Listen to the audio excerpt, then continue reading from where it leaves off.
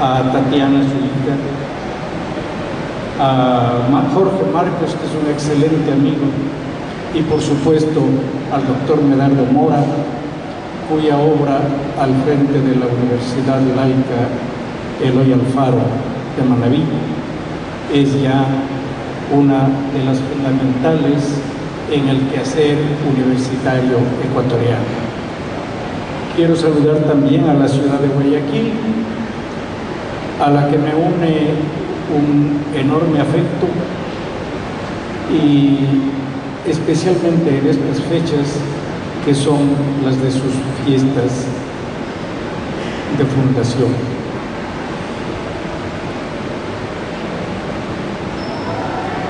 Teniendo en cuenta que venía esta noche para hablar de un poeta y que debía hacerlo en el contexto de una feria de libro, se me ocurrió escribir unas cuartillas con ciertas reflexiones que me han provocado estos dos acontecimientos: la palabra de un poeta y la feria del libro.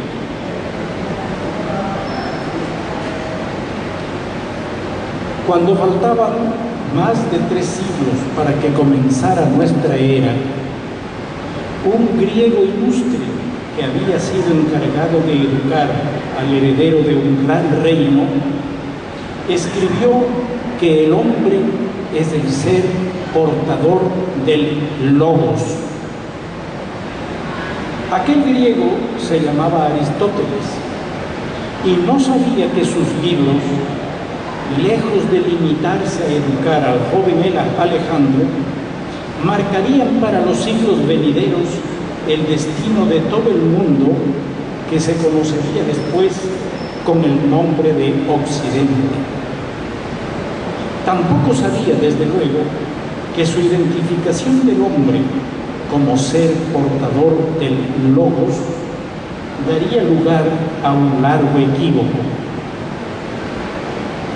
Fue en los monasterios medievales, en efecto, cuando los monjes bibliófilos se dieron a la tarea de traducir a Aristóteles, cuyas obras habían sido reintroducidas en Europa por los filósofos árabes, después de un largo olvido. Leyendo y releyendo los antiguos códices y sus numerosos comentarios, aquellos monjes tropezaron un día con la vieja definición del hombre.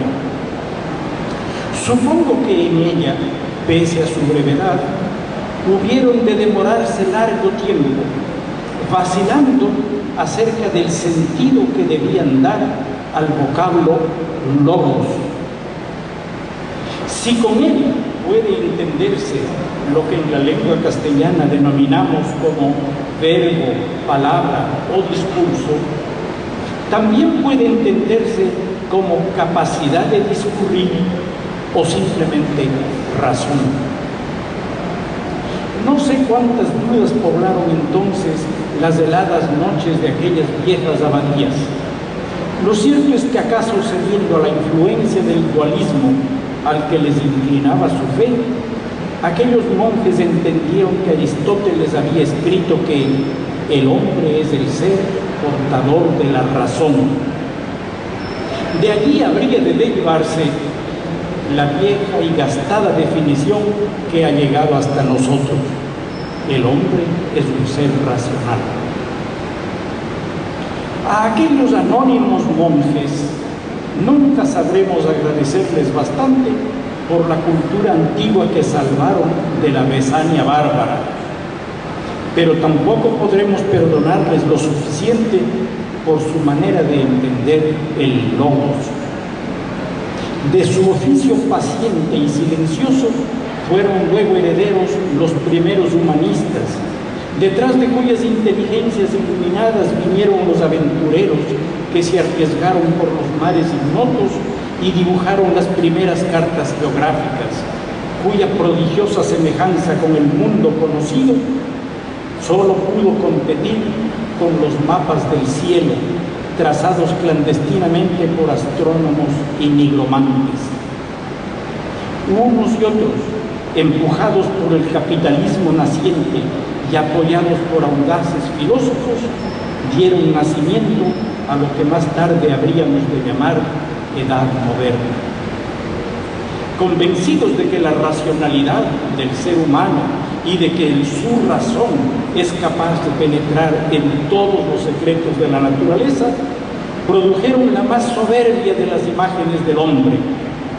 En palabras de Descartes, esa imagen es la del amo y señor de la naturaleza, maître et possesseur de la nature. Falsamente considerada como universal, tal fue en realidad la imagen del hombre europeo moderno.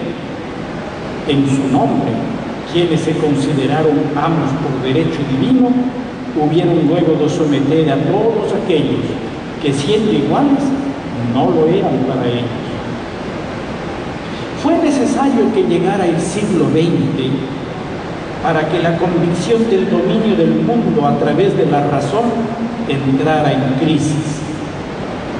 ¿Cómo podríamos seguir pensando ahora en ser los amos y señores de la naturaleza cuando hemos atravesado un siglo de violencia y desenfreno y hemos podido conocer todos los extremos de la humillación, del odio, del fanatismo y la crueldad? ¿En dónde habríamos de buscar a esa orgullosa razón que parece extraviarse cada vez que la naturaleza nos envía las devastadoras señales de sus desequilibrios, sin duda provocados por el más irracional empleo de la razón instrumental? ¿En qué página de historia ha quedado la huella de esa razón omnipotente cuando todas ellas chorrean sangre y lágrimas causadas por la lógica criminal del poder absoluto? ¿Cómo seguir pensando en un hombre racional después de la Inquisición, del genocidio en América, del Ku Klux Klan, del Holocausto, del Gulag y Guantánamo?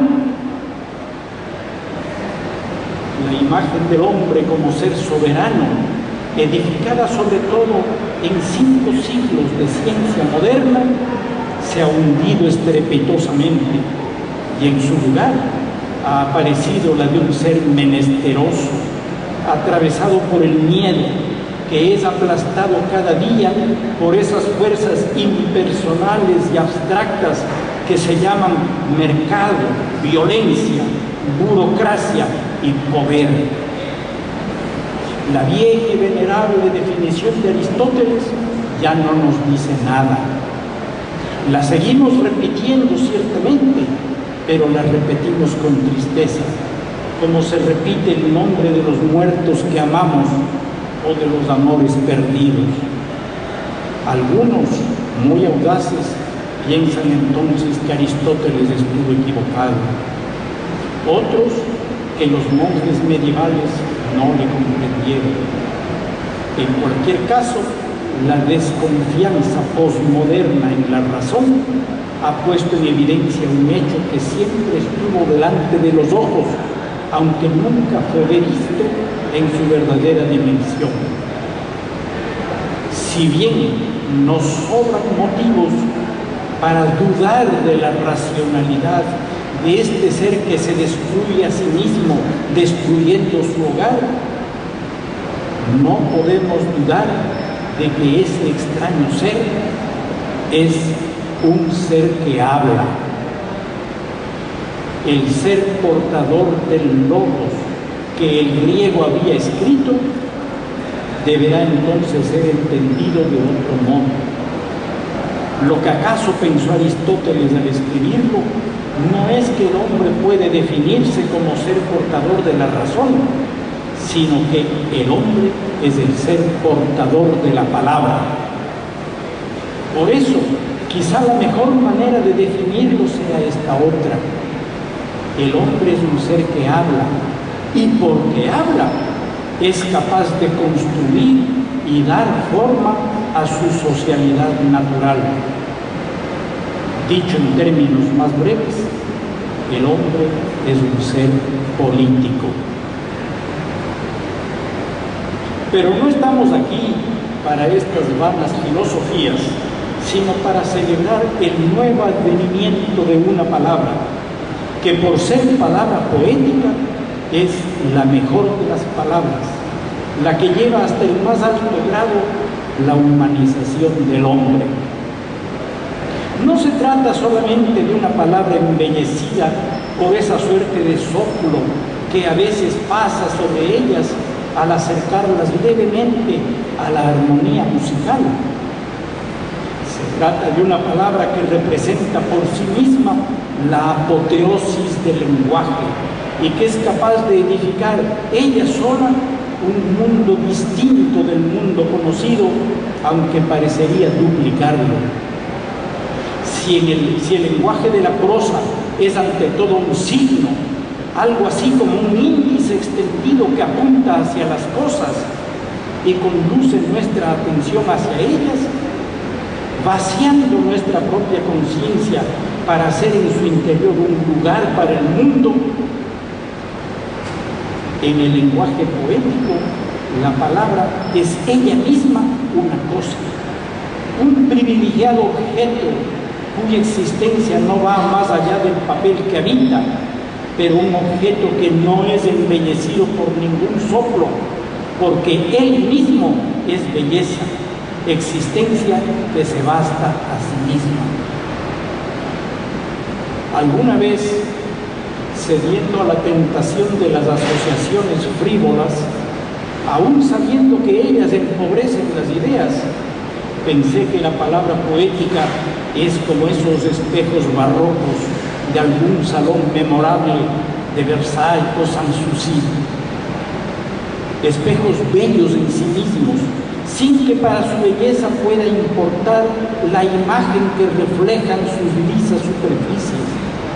Obras de arte que están hechas para reproducir las formas que se les ponen delante, pero pueden prescindir de ellas para lucir su esplendor, que no depende de nada, sino de su propia factura. Pese a su ramplón talante, esta asociación me ha llevado, sin embargo, a descubrir un aspecto aún más profundo en la palabra poética. Si las palabras de la prosa son como cristales que permiten ver el mundo, precisando sus contornos y poniendo de relieve sus detalles, la palabra poética es propiamente un espejo. Tallado amorosamente, es un espejo que está fabricado para que su tallador pueda verse a sí mismo por debajo de las engañosas imágenes del mundo. Pero cuando tomo el espejo en mis manos y me acerco, es decir, cuando leo el poema, no es la imagen del poeta la que me sale al encuentro, sino la mía propia. Una forma de comunicación insospechada se abre entonces en la palabra poética. No es la de la pura referencia impersonal a los objetos del mundo, no es la transmisión de ciertas ideas acerca de ciertas cosas, hechos o personas. No, es la transfusión, el término es exacto, de las vivencias más exactas, las vivencias más intensas, a través de la cual el poeta y su lector se encuentran identificados en ese como coágulo de la conciencia que es el poema. Por eso, toda palabra poética, cuando lo es de verdad, como la palabra de Horacio Drogo, es una flor de solidaridad. Por eso, la palabra poética es una sola y misma cosa con la palabra política, con la que también lo es de verdad, con aquella que funda la forma específica de la socialidad que ha sido elegida en libertad. Palabra poética, palabra política. Ninguna fórmula mejor que esta para designar la palabra amorosamente trabajada durante medio siglo por este maestro ejemplar que es Horacio Hidrobo Peña Herrera. Que la suya es una palabra de la periferia, ha dicho con acierto su hija, nuestra amiga Tatiana, la historiadora. ¿Y qué otra cosa podía ser, pregunto yo, si es precisamente palabra poética? Me viene ahora al encuentro la memoria de otro griego que fue maestro de Aristóteles y que en sus años de vejez se entretuvo en diseñar el estado ideal que habría de ser gobernado por filósofos, es decir, por hombres dispuestos a escuchar y a preguntar más que a parlotear y a responder. En ese estado, Platón no encontró lugar para los poetas y los puso fuera, más allá de los linderos de la ciudad, al descampado, privados del abrigo de la vida cotidiana, expuestos a las inclemencias del cielo y a los vientos del desierto, en la periferia. Poetizar, por eso, es mirar la ciudad y sus afanes desde lejos, desde la soledad del desamparo, pero no poder dejarla jamás definitivamente. Todo poeta es poeta de periferia. Su ser se encuentra siempre desgarrado entre el rumor de la multitud que se congrega en las plazas y el susurro del aire que circula entre los cardos. La suya es siempre vida limítrofe, atravesada por la presencia ausente de los afanes colectivos. Por eso Horacio Hidrobo escribía que arriba la luna brilla, abajo la luna canta en las bocas campesinas. Bello lenguaje que en su desnuda sencillez en otra parte evoca la dorada edad en la que todos fuimos buenos. Crucemos los ríos de la infancia, recibamos el viento de los cañaverales, para luego volverse sobre su propia condición. Quisiera de verdad cruzar el camino más largo, pero más allá hay una muralla, y más allá hay otra muralla. Prisionero entre murallas, el poeta manabita se descubre a sí mismo cercado en realidad por dos murallas. La primera es aquella que separa a todo poeta del mundo casquivano de los ajetreos callejeros. La segunda es la que marca esa distancia adicional que en un país como el nuestro separa los campos y las pequeñas ciudades provincianas de la orgullosa ciudad que se aturde a sí misma con los avalorios del mercado y cree ser el centro de un mundo imaginario que solamente existe en la medida en que olvida que el mundo de verdad es todavía ancho y ajeno. Pero toda muralla es al mismo tiempo obstáculo y protección. Cercado por ellas, excluido de la ciudad, encerrado en su periferia, el poeta encuentra el amor. Mis manos detuvieron el vuelo de tus senos, luego cayeron vencidos como dos frutas maduras. Después no hubo una sola palabra. Nos bañamos de sudor, gritó la jungla de tu cuerpo, hasta cuando naufragamos desmayados de cansancio. Acierto enorme ha sido este del editorial Mar Abierto, reunir toda la producción poética de un gran poeta que por serlo es y será siempre la voz de la periferia. No tanto de la periferia geográfica, que importa poco y es al cabo superable, es y será sobre todo la voz de la periferia mental y cultural, de aquella cuya sola existencia es una denuncia contra quienes hicieron del saber, la belleza y la palabra una propiedad tan privada como la propiedad de la tierra. Por eso la palabra poética de Horacio Hidrobo Peña Herrera, aun cuando no convoca expresamente a la rebelión de los pobres, es palabra política. es la reivindicación de la más humana de las condiciones del hombre, el derecho a la palabra. Gracias.